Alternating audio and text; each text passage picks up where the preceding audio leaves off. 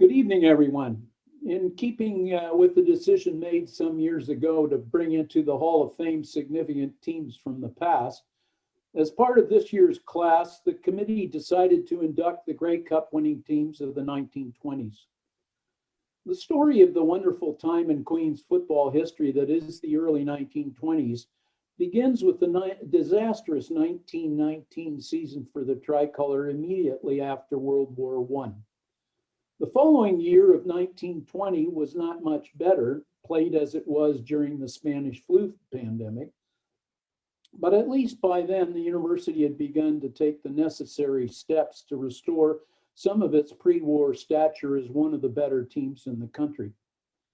It will be recalled that Queens won a Dominion championship in 1893 and several intercollegiate ones, namely in 1900 and 1904. Through the efforts of Lindsay Malcolm, a physics professor and big football fan, and others, a new coach and trainer were hired.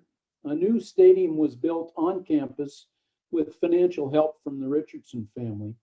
And considerable effort was made to encourage, by whatever means it took, to get good players to attend Queens. As a result, the 1921 season, the first played in the new stadium, showed much improvement.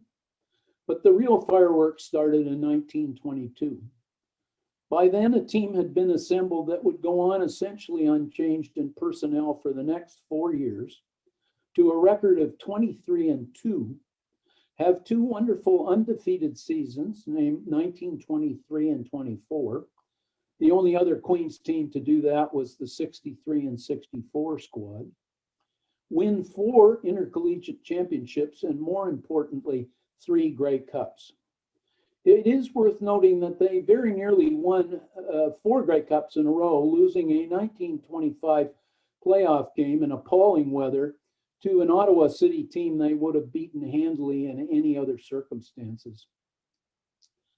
In winning those three Grey Cups, they established themselves as the preeminent football team in the country, defeating college and city teams along the way, in particular McGill, Toronto, Hamilton, Balmy Beach, Edmonton, and Regina, often by large scores. And they once again put Queens on the map, not only in a sporting sense, but otherwise as well.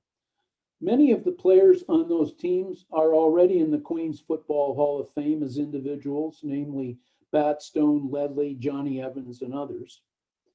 And as was noted above, in keeping with the recent practice of admitting noteworthy teams to the Hall, it is most fitting that perhaps the best of all time takes its proper place there.